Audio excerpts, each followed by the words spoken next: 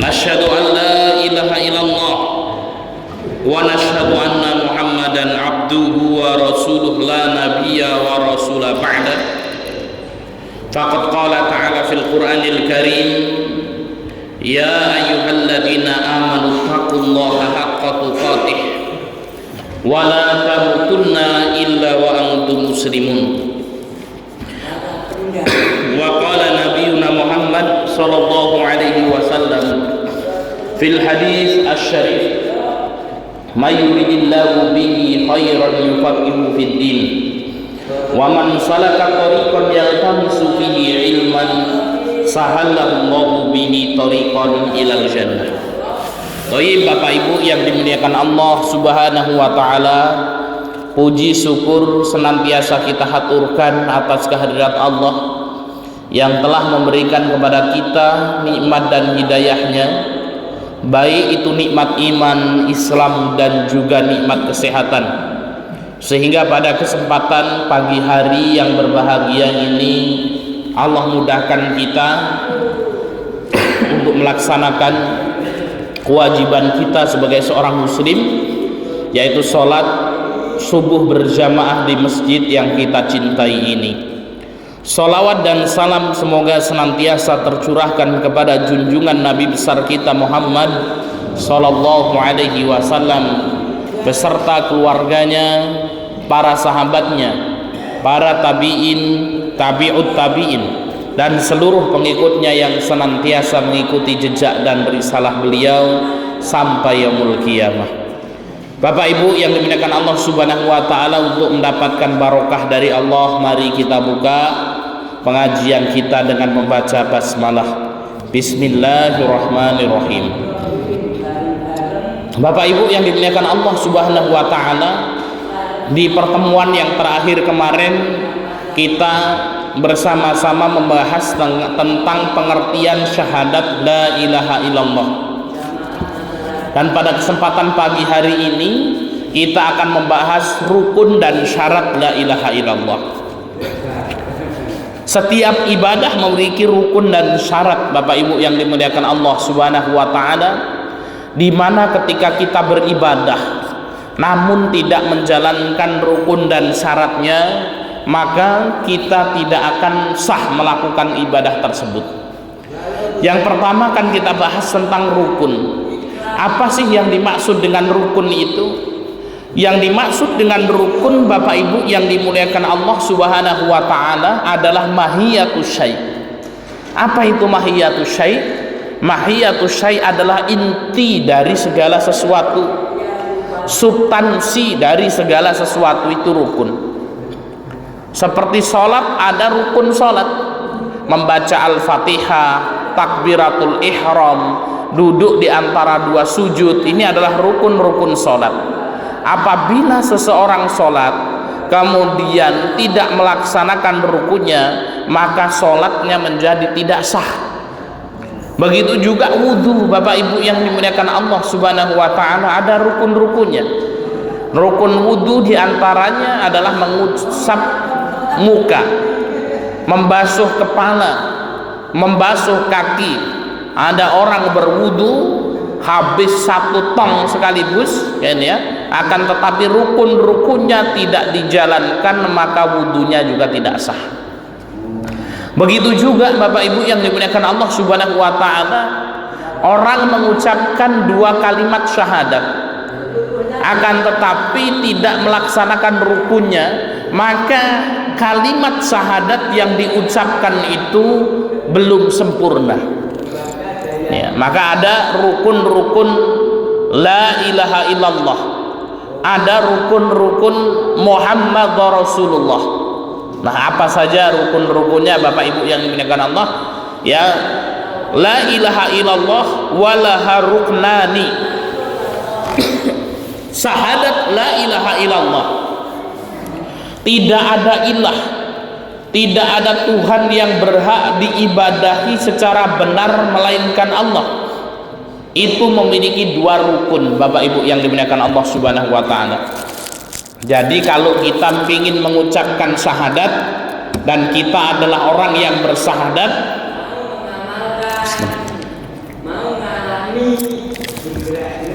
namun tidak melaksanakan rukunnya, maka syahadat kita belum sempurna, Bapak Ibu yang dimuliakan Allah Subhanahu wa taala. Sampai kita memahami makna la ilaha illallah dengan baik dan kita menjalankan rukunnya. Maka la ilaha illallah memiliki dua rukun. Yang pertama, nafyul ibadah lillahi an kulli man siwallahi biqaulika la ilaha illallah. Yang kedua, isbatul ibadah lillahi wahdah biqaulika illallah. Nah, jadi rukun ibadah ada dua, Bapak Ibu yang dimuliakan Allah Subhanahu wa taala. Rukun yang pertama adalah an-nafyu. Apa itu an-nafyu?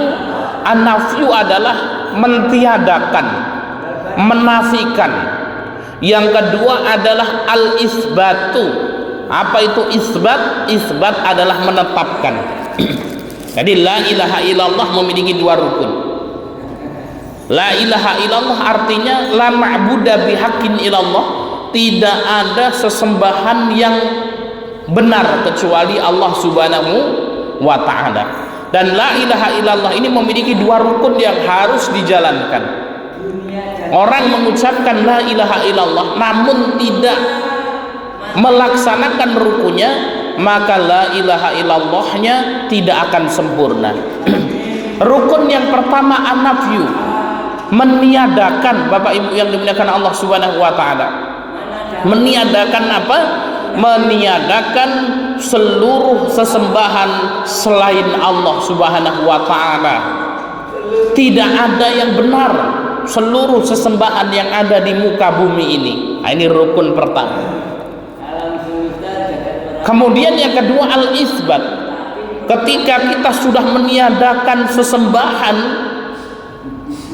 tidak ada yang benar. Kemudian yang kedua al-isbat, kita menetapkan kecuali Allah Subhanahu wa taala. Jadi dalam akidah kita, Bapak Ibu yang dimuliakan Allah Subhanahu wa taala, ketika seorang mengucapkan la ilaha illallah, ketika seorang mengucapkan tidak ada ilah yang berhak diibadahi secara benar melainkan Allah Subhanahu wa taala, maka orang tersebut meyakini tidak ada sesembahan apapun, tidak ada sesembahan ya apapun di muka bumi ini yang benar kecuali Allah Subhanahu wa taala. Jadi kalau orang masih kemudian memikirkan, masih memiliki keyakinan, oh ya semua peribadatan itu benar, ya, nah ini berarti masih memiliki pemikiran liberalisme,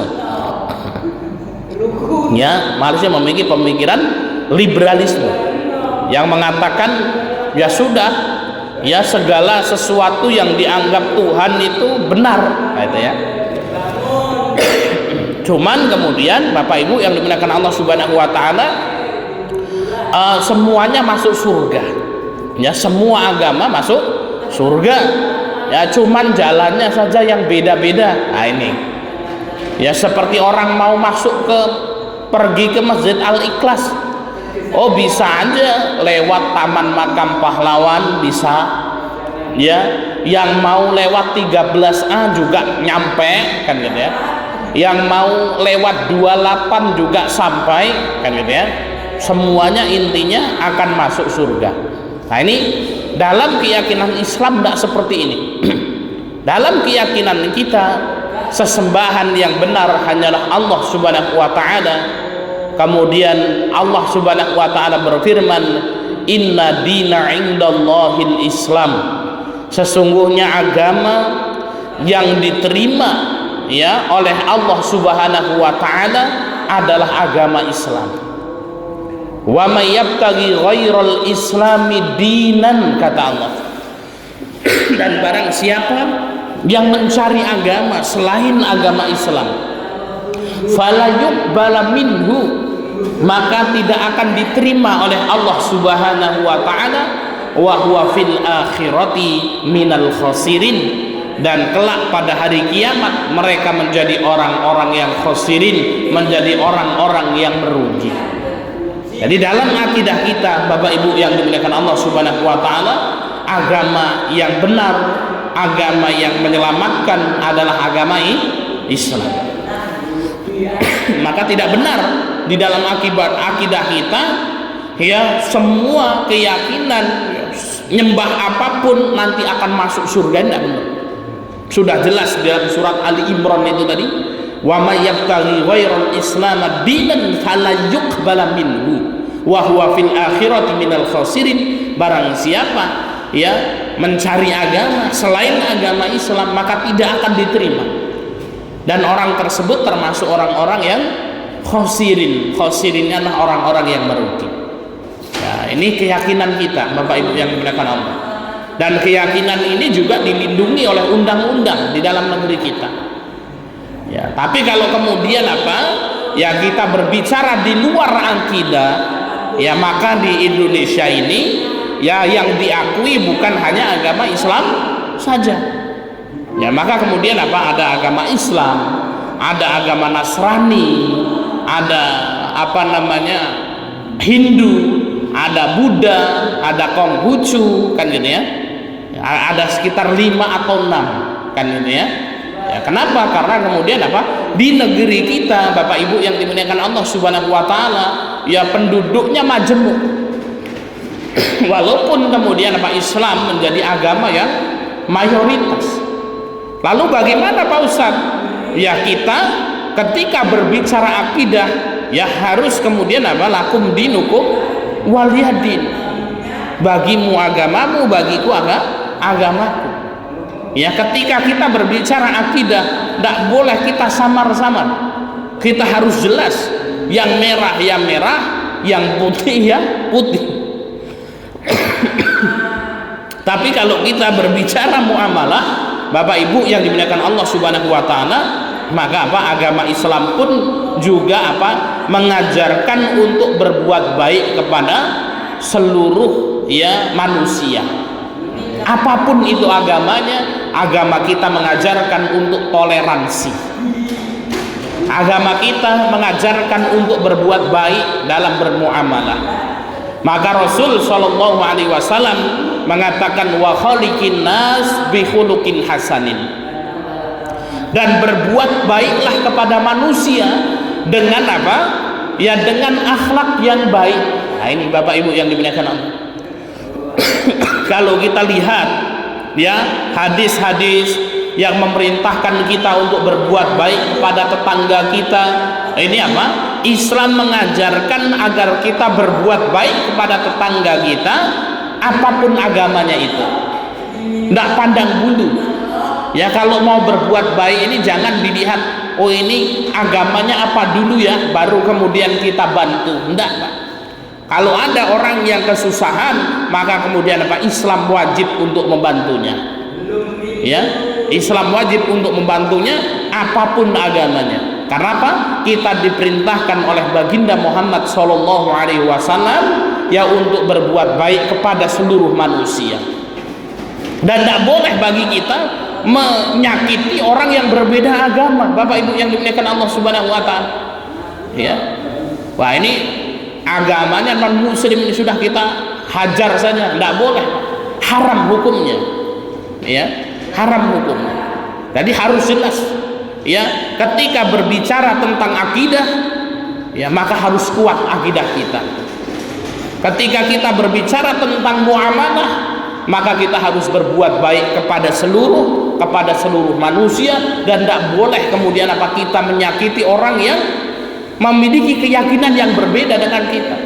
Karena Islam sendiri mengatakan di dalam Al-Quran la ikraha fiddin, tidak ada paksaan dalam beragama. Bapak Ibu yang dimuliakan Allah Subhanahu wa taala. Jadi tidak boleh saat ini kemudian maksa-maksa orang untuk masuk Islam, ini haram hukumnya. Ya, kalau kemudian kita memberikan contoh yang baik, berbuat baik dengan cara yang baik, bermuamalah dengan cara yang baik, menasihati dengan cara yang baik diperbolehkan. Tapi memaksa orang lain untuk masuk ke dalam agama Islam, hukumnya haram dan tidak diperbolehkan. Nah ini ya, kita kembali kepada persoalan kita, bahwasanya Bapak Ibu yang dimuliakan Allah Subhanahu wa taala, di dalam akidah kita ya tidak ada sesembahan yang benar kecuali Allah Subhanahu wa taala. Ketika kita bersyahadat, maka kemudian yang pertama kita harus menafikan seluruh sesembahan. Tidak ada sesembahan yang benar, tidak ada sesembahan yang hak. Kemudian yang kedua al-itsbat. Apa yang dimaksud dengan itsbat? Yaitu menetapkan. Setelah kita meyakini, setelah kita menafikan seluruh sesembahan ya selain Allah itu tidak ada yang hak, maka kemudian kita meyakini hanya satu Tuhan yang benar, yaitu Allah Subhanahu wa taala. La ilaha illallah, la ma'buda bihaqqin. Nafi, tidak ada sesembahan yang hak illallah kecuali Allah. Itu adalah isbat, menetapkan. Nah ini Bapak Ibu yang dimuliakan Allah Subhanahu wa taala, rukun, dua rukun la ilaha illallah. Insyaallah kalau kemudian kita sudah mengucapkan la ilaha illallah, tidak ada ilah yang berhak diibadahi secara benar melainkan Allah, kemudian kita melaksanakan dua rukun ini, maka apa? Berarti kita telah melaksanakan rukun la ilaha illallah itu. Kemudian Bapak Ibu yang dimuliakan Allah Subhanahu wa taala, yang kedua ada syaratnya. Tidak cukup kita meyakini rukunnya saja Bapak Ibu, akan tetapi juga ada syarat.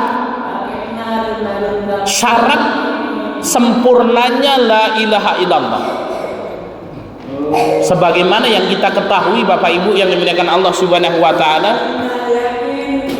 man mata wa akhiru kalamihi la ilaha illallah dakhalal jannata. Kata baginda Muhammad sallallahu alaihi wasallam, barang siapa yang meninggal dunia dan akhir perkataannya adalah la ilaha illallah, maka akan masuk ke dalam surganya Allah Subhanahu wa taala. Bapak Ibu yang dimuliakan Allah Subhanahu wa taala, disebutkan dalam riwayat, sesungguhnya ada orang-orang yang kelak pada hari kiamat dimasukkan ke dalam api neraka. Ketika dimasukkan di dalam api neraka, dibersihkan dosa-dosanya Bapak Ibu yang dimuliakan Allah Subhanahu wa taala, sampai kemudian apa? Tidak ada amalan yang tersisa kecuali kalimat la ilaha illallah di dalam hatinya. Ini orang Pak, ini dosanya saking banyaknya, melakukan maksiat dan lain sebagainya, cuman apa ya, setelah disiksa ya semuanya terbakar kecuali hatinya. Kenapa hatinya tidak terbakar? Karena di dalam hatinya masih ada keyakinan la ilaha illallah. Tidak ada ilah, tidak ada sesembahan yang berhak untuk diibadahi secara benar melainkan Allah Subhanahu wa taala. Sehingga Bapak Ibu yang dimuliakan Allah Subhanahu wa taala, akhirnya orang ini diselamatkan dari surga. Dan disebutkan dalam riwayat itu ada orang yang terakhir sekali masuk surga. Siapa ini Bapak Ibu yang dimuliakan Allah Subhanahu wa taala? Orang yang terakhir masuk surga ini adalah orang yang ketika hidup yang tidak pernah melakukan kebaikan-kebaikan, yang ia lakukan hanya memiliki keyakinan la ilaha illallah. Ada kok Pak Ustadz, ini orang yang seperti ini ada Bapak Ibu yang dimuliakan Allah Subhanahu wa taala. Disebutkan di dalam riwayat itu, Rasul sallallahu alaihi wasallam bersabda, tunqadul aral islami urwatan urwatan. Sesungguhnya kata baginda Muhammad sallallahu alaihi wasallam, agama Islam ini akan hilang satu persatu. Jadi Bapak Ibu yang dimuliakan Allah, ya, agama Islam ini nanti pada akhir zaman itu akan hilang satu persatu. Dan disebutkan dalam riwayat, ibadah yang pertama kali diangkat oleh Allah Subhanahu wa taala adalah sholat. Ya, jadi Bapak Ibu yang dimuliakan Allah Subhanahu wa taala, ibadah yang pertama kali diangkat oleh Allah Subhanahu wa taala adalah sholat. Ilmu yang pertama kali diangkat oleh Allah Subhanahu wa taala adalah ilmu faraid, ilmu waris. Nah, ini Pak. Nah, Jadi ada ilmu yang pertama kali diangkat oleh Allah Subhanahu wa taala, ada ibadah yang nanti pertama kali akan diangkat oleh Allah Subhanahu wa taala. Ilmu yang pertama kali diangkat oleh Allah adalah ilmu waris. Ya, jadi hari ini Bapak Ibu yang dimuliakan Allah, kita ini kan kalangan thalibul ilmi. Ya, kita belajar sampai Yaman, belajar dengan para masyayikh. Banyak sekali hari ini thalibul ilmi, para penuntut ilmu syar'i, namun sedikit yang paham ilmu faraid, Bapak Ibu. Ya, mungkin kalau saya tanya sama bapak-bapak ini, ya, Pak, ada orang yang meninggal dunia, punya anak 4, ya, 2 laki-laki, 2 perempuan, meninggalkan bapak, meninggalkan ibu, meninggalkan saudara laki-laki kandung, meninggalkan cucu. Ya. Saya tanya, bapaknya mendapatkan berapa, ibunya mendapatkan berapa, 2 anak laki-lakinya dapat berapa, 2 anak perempuannya dapat berapa, 1 cucunya dapat berapa, 1 saudara kandungnya dapat berapa? Berapa Pak? Tahu nggak? Nggak tahu Pak Ustaz. Kenapa? Karena ini pembagiannya pakai waris.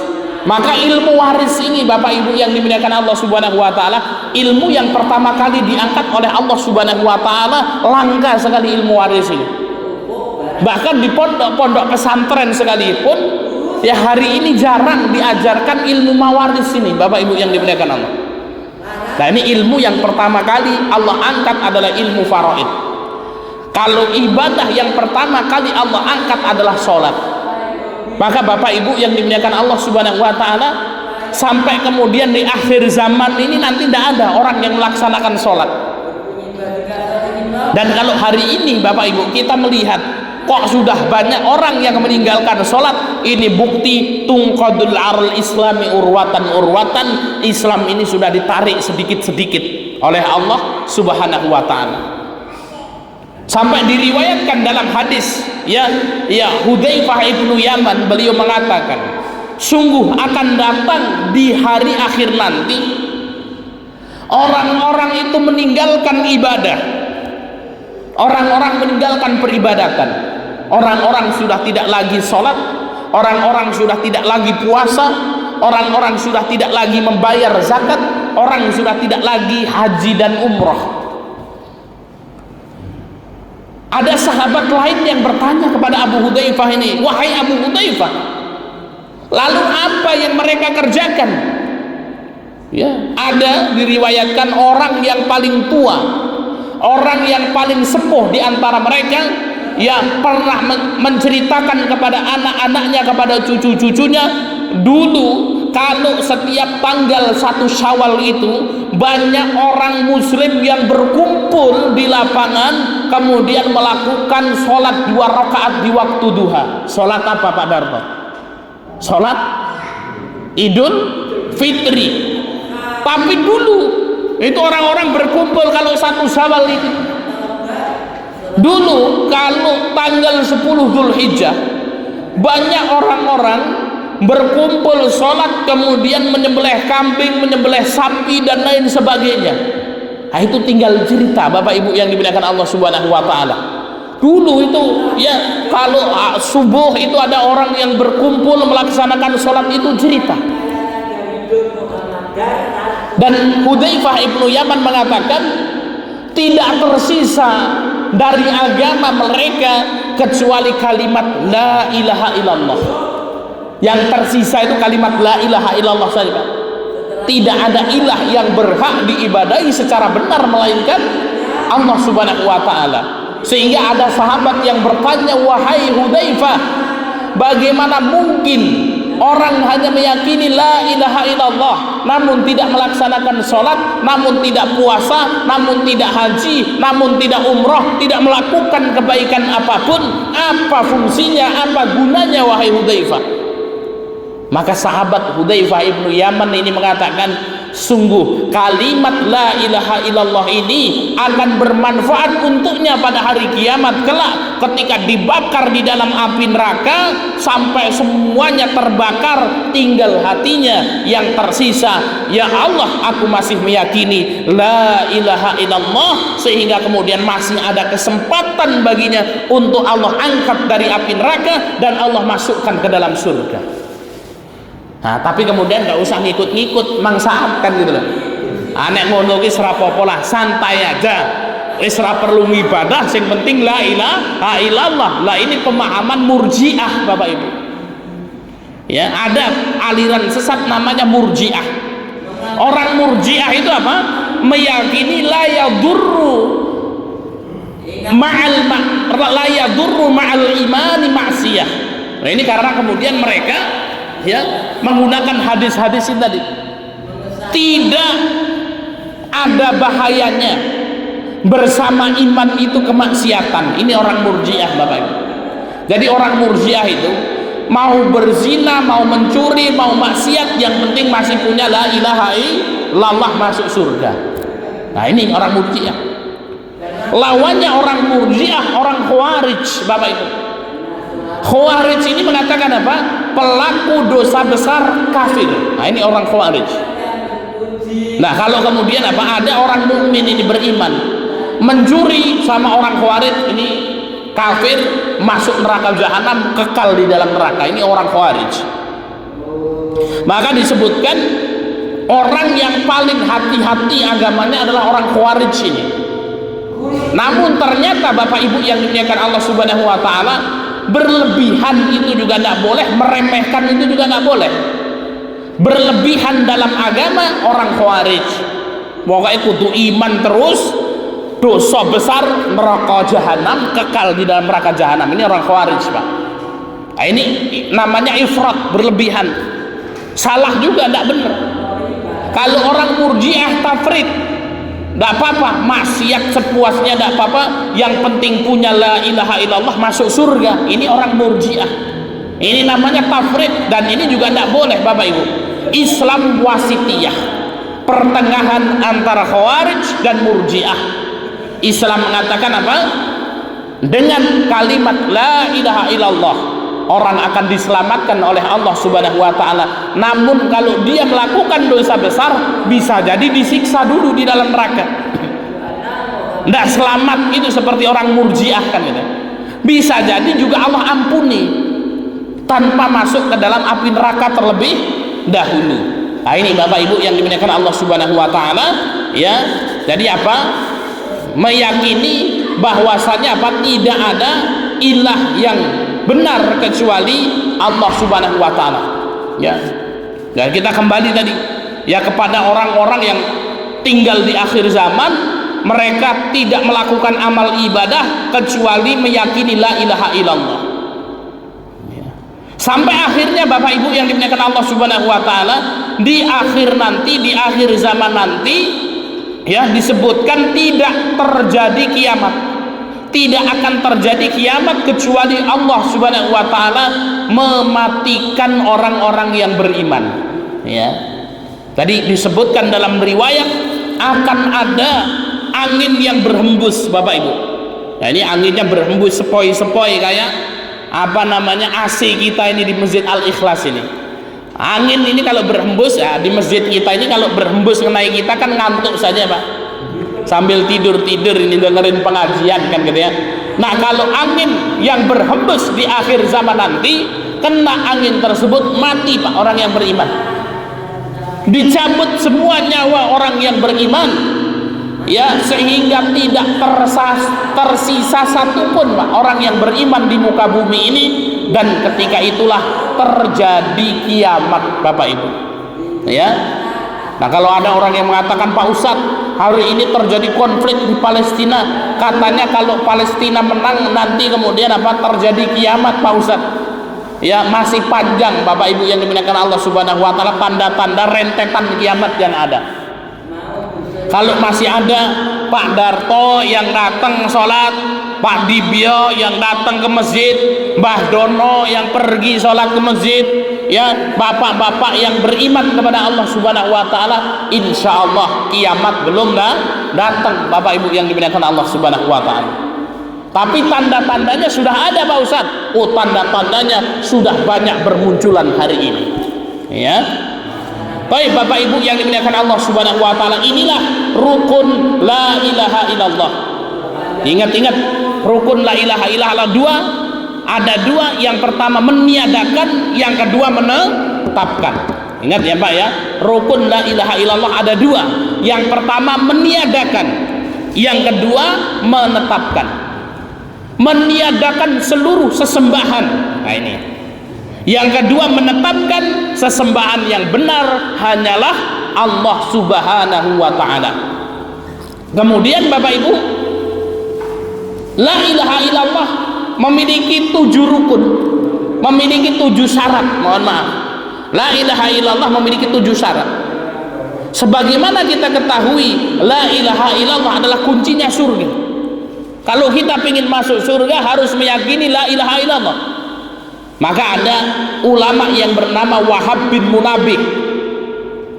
Imam Wahab bin Munabih ini pernah ditanya, wahai Imam, bukankah kunci surga adalah la ilaha illallah? Nah, ini Wahab bin Munabih ditanya, wahai Imam, bukannya kunci surga itu la ilaha illallah, wahai Imam? Beliau menjawab, benar. Namun kata beliau, setiap kunci memiliki gigi kunci, sehingga kemudian apa? Kunci yang tidak ada giginya tidak bisa digunakan untuk membuka. Dan la ilaha illallah Bapak Ibu adalah kuncinya surga, memiliki rukun dan memiliki syarat. Nah, ini ada kunci Pak, ini kunci mobil. Kalau rukun la ilaha illallah adalah apa? Besinya ini. Orang mengucapkan la ilaha illallah namun tidak tahu rukunnya apa, maka seperti apa? Gagang kunci netok, ya, kemudian apa? Besinya tidak ada, ya. Orang gawa ireng-ireng itu ya Pak, ning surga, ya. Mau masuk surga, saya punya la ilaha illallah. Mana la ilaha illallahnya? Loh, orang nomor sini ya, kan itu. Ya, ternyata kemudian ngomong tok la ilaha illallah. Maka rukun la ilaha illallah ini besinya ini Pak, putihnya ini rukun la ilaha illallah. Substansinya la ilaha illallah nafyu wal isbat, meniadakan dan menetapkan. Dan ada syaratnya Pak. Syarat la ilaha illallah adalah seperti gigi-gigi dalam kunci ini Pak, kan ono sing nyeromot-nyeromot giginya ini. Maka Wahab bin Munabih itu mengatakan apa? Setiap kunci itu ada substansinya, ada besinya, dan setiap kunci ada giginya. La ilaha illallah adalah kuncinya surga, ada substansinya, juga ada giginya. Jangan sampai Bapak Ibu yang dimuliakan Allah Subhanahu wa taala, kita ini berbangga, Pak Ustadz, alhamdulillah saya sudah yakin dengan la ilaha illallah. Ya, kemudian apa? Ditanya, Pak Rosid, yakin sama la ilaha illallah? Yakin Pak Ustadz. Syarat la ilaha illallah ada berapa Pak? Oh, saya tidak tahu, emang ada syaratnya Pak Ustadz.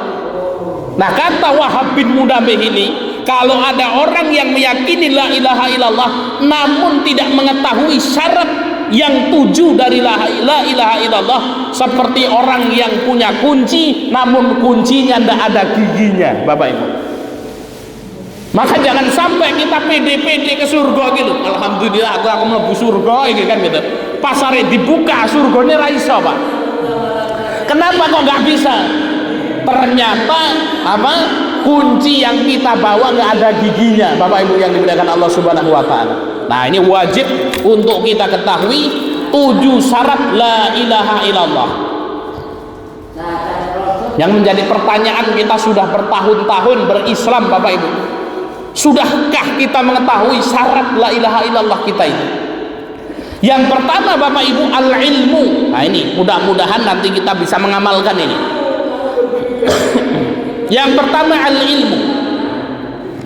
La ilaha illallah itu sah Bapak Ibu itu memenuhi syaratnya kalau kemudian apa, orang tersebut mengilmui la ilaha illallah itu. Maka orang kalau mau masuk Islam, Bapak Ibu, kemudian suruh bersahadat, ya biasanya kemudian apa, enggak cuma suruh baca syahadatnya saja, tapi suruh baca artinya. La ilaha illallah, tidak ada Tuhan yang berhak diibadai secara benar melainkan Allah. Nah ini yang pertama Bapak Ibu yang dimuliakan Allah Subhanahu wa taala adalah apa? Al-ilmu. Ya. Kita mengilmui, ya. Jadi apa, harus ada ilmunya, ya. Dan kita sudah membahas Bapak Ibu yang dimuliakan Allah Subhanahu wa taala ya tentang ilmu la ilaha illallah ini. Ya. Mengilmui la ilaha illallah Bapak Ibu adalah mengetahui makna dari la ilaha illallah itu. Yang kedua, al yakinu, yakin Bapak Ibu. Ya, jadi apa, nggak boleh kita ragu ketika kita mengilmui. Pak Rosid tahu nggak apa itu la ilaha illallah? Iya Pak Ustadz, la ilaha illallah itu tidak ada Tuhan yang berhak diibadai secara benar melainkan Allah. Nah ini kalau kita sudah tahu makna la ilaha illallah Bapak Ibu yang dimuliakan Allah Subhanahu wa taala, maka kemudian apa, kita sudah mengilmui la ilaha illallah. Ya. Kemudian apakah cukup Bapak Ibu yang dimuliakan Allah Subhanahu wa taala dengan berilmu saja? Tidak cukup. Maka yang kedua adalah al yakin. Kita harus meyakini kalimat la ilaha illallah tersebut. Ya. Jadi meyakini kalimat la ilaha illallah tersebut. Meyakini di dalam hati, tidak boleh ragu. Oh iya.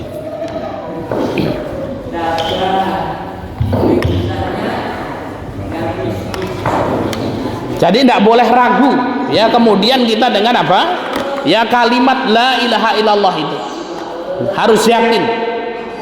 Tidak boleh kita ini, Pak Ustadz, tidak ada Tuhan yang berhak diibadahi secara benar melainkan Allah, Ustaz. Ya. Pakai ini ya Pak? Ya pakai ya. Pak Ustadz, la ilaha illallah itu Pak Ustadz kira-kira benar atau enggak sih Pak Ustadz? Kan gitu. Jangan-jangan salah Pak Ustadz. Nah ini berarti apa, Bapak Ibu yang dimuliakan Allah Subhanahu wa taala, kita sudah ragu dengan la ilaha illallah. Ya. Ini dengung ya Pak. Nah ini berarti kita sudah ragu dengan la ilaha illallah, maka harus yakin. Yang kedua Bapak Ibu yang dimuliakan Allah, yang ketiga wal qabul, menerima. Ya. Jadi apa, menerima la ilaha illallah. Berilmu, kemudian yakin, kemudian menerima, tidak menolak. Ya. Nah, kalau menolak Bapak Ibu yang dimuliakan Allah Subhanahu wa taala, ini namanya kufur. Nah, orang kufur ini kan orang yang tidak menerima la ilaha illallah. Tidak ada ilah yang berhak diibadahi secara benar melainkan Allah. Ini tidak benar Pak Ustadz. Nggak mau dia mengucapkan la ilaha illallah. Nah, ini berarti apa? Dia menolak, tidak menerima. Maka orang mukmin itu al-qabul, yaitu menerima. Yang keempat Bapak Ibu yang dimuliakan Allah Subhanahu wa taala, wal inqiyadu. Apa yang dimaksud dengan inqiyad Bapak Ibu yang dimuliakan Allah Subhanahu wa taala? Yang dimaksud dengan inqiyad adalah taat. Ya, mentaati konsekuensi la ilaha illallah. Yang kelima Bapak Ibu yang dimuliakan Allah, wasidku. Nah, sidku itu jujur, tidak bohong, ya. Maka ada orang-orang Bapak Ibu yang mengilmui la ilaha illallah, dia paham la ilaha illallah itu benar, kemudian dia meyakini kebenaran la ilaha illallah, namun dia tidak menerima la ilaha illallah. Contohnya siapa Bapak Ibu? Ada orang yang berilmu, yakin la ilaha illallah itu benar, dia meyakini Pak, ya, dia mengilmui, kemudian dia meyakini, bahkan kemudian apa, dia membela dakwah la ilaha illallah ini. Siapa? Abi Thalib, pamannya Rasul. Abi Thalib itu Pak, pamannya Rasulullah, bapaknya Ali bin Abi Thalib kan itu ya. Yaitu Abi Thalib namanya. Ya, pamannya Rasul ini mengilmui la ilaha illallah. Ketika Rasul sallallahu alaihi wasallam dakwah membawa kalimat la ilaha illallah, Abu Thalib ini tahu kalau la ilaha illallah ini maknanya apa. Abu Thalib tahu. Kemudian yang kedua, Abu Thalib yakin Pak kalau la ilaha illallah yang dibawa oleh Rasulullah ini benar. Oleh karena itu apa? Ketika kemudian Rasulullah berdakwah didukung sama Abi Thalib ini, wahai anakku, ya kalau ada orang-orang kafir Quraisy yang macam-macam, saya menjadi orang terdepan untuk membela. Ali bin Abi Thalib anaknya datang kepada Abi Thalib, wahai bapakku, bolehkah aku mengikuti agama keponakanmu? Apa kata Abi Thalib? Wahai anakku Ali bin Abi Thalib, ikutilah agama Muhammad sallallahu alaihi wasallam, ikutilah la ilaha illallah, karena la ilaha illallah itu benar. Jadi Abi Thalib mengetahui la ilaha illallah, yakin dengan la ilaha illallah, akan tetapi tidak menerima la ilaha illallah. Sampai di akhir hayatnya ketika Ali bin Abi Thalib hendak meninggal dunia, Rasulullah datang. Wahai pamanku luar biasa, engkau ini sudah membela dakwahku, engkau sudah mengetahui la ilaha illallah, engkau sudah meyakini la ilaha illallah. Coba wahai pamanku, ucapkanlah la ilaha illallah di akhir hayatmu, sehingga ketika engkau meninggal nanti di akhirat nanti ada hujah di hadapan Allah untuk aku membelamu. Nah, ketika itu datang juga Abu Jahal sama Abu Lahab. Karena Abi Thalib ini juga pembesar Quraisy, memiliki kedudukan yang tinggi. Abu Jahal sama Abu Lahab mengatakan, wahai Abi Thalib, apakah engkau akan mengikuti bersyahadat la ilaha illallah dan meninggalkan agama nenek moyangmu, yaitu orang-orang Quraisy, sedangkan kamu ini adalah pembesarnya Quraisy? Akhirnya Bapak Ibu yang dimuliakan Allah, Abi Thalib ini dia tahu la ilaha illallah, dia yakin kebenaran la ilaha illallah, namun tidak menerima, tidak qabul dengan la ilaha illallah. Karena apa? Karena gengsi Pak. Akhirnya meninggal tanpa mengucapkan la ilaha illallah. Rasulullah menangis, Rasulullah berdoa, ya, dan Rasulullah mengatakan, aku akan terus memintakan ampun untuk pamanku ini sampai datang larangan itu dari Allah Subhanahu wa taala. Sampai kemudian Bapak Ibu yang dimuliakan Allah, Rasulullah memohonkan ampun, ya turun sebuah ayat, in tastaghfir lahum aw lam tastaghfir lahum in tastaghfir lahum sab'ina marratan. Seandainya kamu memohonkan ampun sebanyak 70 kali sekalipun, ya niscaya kemudian apa? Ya doamu itu tidak akan diterima, syafaatmu tidak akan nyampe. Kenapa? Karena dia tidak punya kuncinya surga, yaitu la ilaha illallah. Nah ini Pak, maka kita harus mengilmui la ilaha illallah, harus meyakini kebenaran la ilaha illallah, harus menerima la ilaha illallah. Yang kedua, wal inqiyad, tunduk patuh taat, ya, mentaati la ilaha illallah. Kemudian yang kelima, wasidku, jujur Pak. Ya, ada orang-orang Pak yang mengilmui la ilaha illallah, dia meyakini la ilaha illallah, dia menerima la ilaha illallah, dia taat dengan la ilaha illallah, namun tidak jujur. Nah, ada Pak ini. Siapa ini Pak? Orang-orang munafik. Ada di zaman Rasul namanya Abdullah bin Ubay bin Salul. Ini Abdullah bin Ubay bin Salul ini gembongnya munafik. Dia mengetahui la ilaha illallah, dia meyakini la ilaha illallah, dia menerima Pak la ilaha illallah, menerima, dan dia taat kepada la ilaha illallah, namun tidak jujur.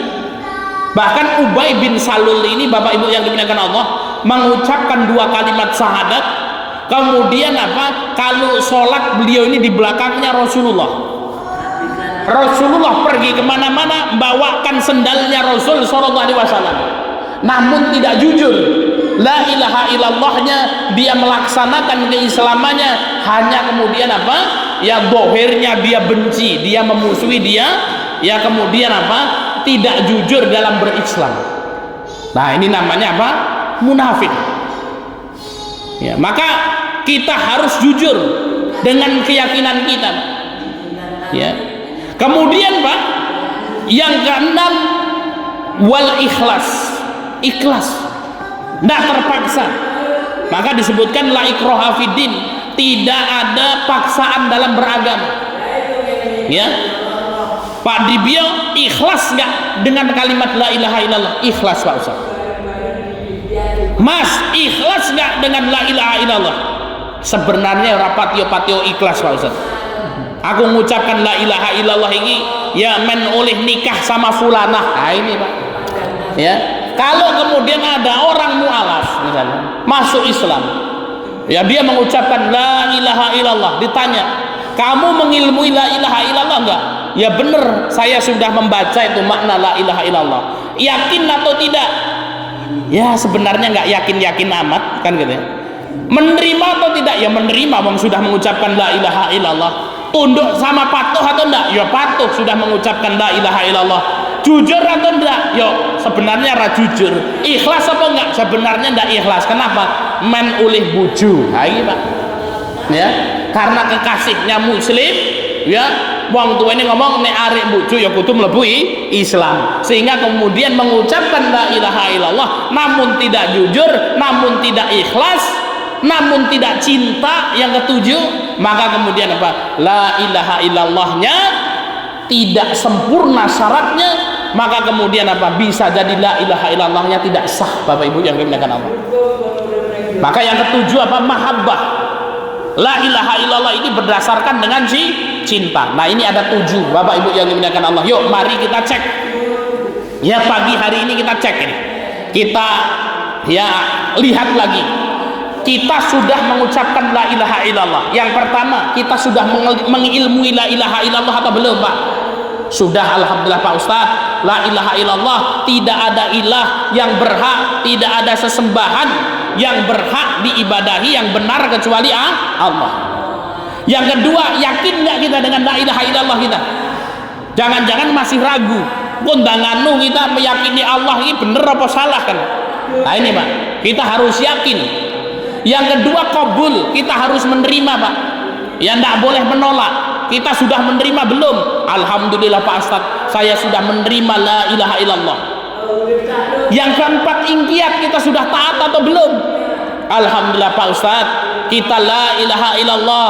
Setiap sholat 5 waktu kita datang, kewajiban-kewajiban kita jalankan, alhamdulillah. Yang kelima, jujur atau belum? Ya sebenarnya Pak Ustadz ini karena gara-gara bujuku ini, ya kemudian apa mengucapkan la ilaha illallah. Nah ini berarti apa? Belum jujur. Maka jujur Pak Ustadz, alhamdulillah. Yang keenam, ikhlas atau belum mengucapkan la ilaha illallah ini? Harus ikhlas. Yang ketujuh, cinta atau belum Pak kita dengan la ilaha illallah ini? Ya lah, kok ngapa kok Islam li? Ya Islam wong bapak ibu ku ya Islam. Yang kau nak menculat ceko Islam tu ya tidak dikaploki karo keluarga ku ora oleh warisan kan gitu ya. Nah maka kemudian apa? Ini berarti belum cinta. Ya mudah-mudahan Bapak Ibu yang dimuliakan Allah Subhanahu Wa Taala, kita sudah mengetahui ini syarat la ilaha illallah. Kita sudah mengetahui rukun la ilaha illallah. Ini wajib kemudian hafal, wajib kita amalkan. Ini adalah kunci kita Bapak Ibu. Ya sekarang saya tanya ke ini Pak Darto. Rukun la ilaha illallah ada 2 apa Pak? Nah ini pertanyaan kabeh tak takon niku. Ada 2 Pak, rukun la ilaha illallah ada 2. Yang pertama Pak, meniadakan apa Pak Darto? Meniadakan seluruh sesembahan selain Allah. Yang kedua Pak, apa? Menetapkan apa?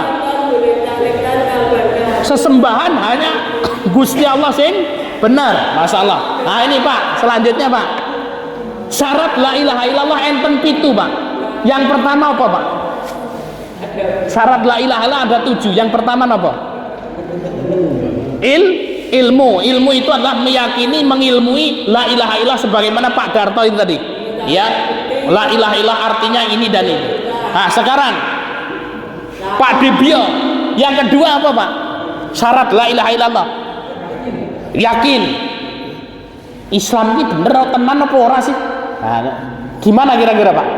Sah atau enggak ini la ilaha illallahnya? Kaya ini rapat yo yakin-yakin banget aku karo la ilaha illallah. Nah untuk bilang maka kemudian apa? Enggak sah, harus ya yakin. Nah kemudian Pak sampingnya Pak Indra ini Pak Sinten? Hah? Pak Udin. Ya yang ketiga apa Pak? Yang ketiga menerima ya, kemudian apa harus menerima. Pak Rosid yang keempat apa Pak? Hah? Ya taat ya, tunduk kan gitu ya. Nah kemudian Pak yang kelima Pak jujur ya, jujur kan gitu ya. Ya orang ngapusi kan gitu ya, orang ngapusi ya. Kemudian yang selanjutnya ikhlas, kemudian yang terakhir cinta. Ini diingat-ingat Bapak Ibu yang dimuliakan Allah Subhanahu wa taala. Lah nek lali wis ora apa-apa lah, sing penting dhewe wis tau meyakini iki kan gitu loh. Ya, kita sudah meyakini, mudah-mudahan besok ini kok Mbah Dono iki ditakoni ning akhirat ngono kuwi. Mbah la ilaha illallah apa betul? Ya bener la ilaha illallah kan gitu. Ya rukune apa? Ya mbiyen pokok wis tau belajar ning lali kan gitu loh. Ya wis ndak apa-apa kan, tapi melaksanakan rukun dan syaratnya. Demikian Bapak Ibu yang dimuliakan Allah Subhanahu wa taala yang bisa kita sampaikan.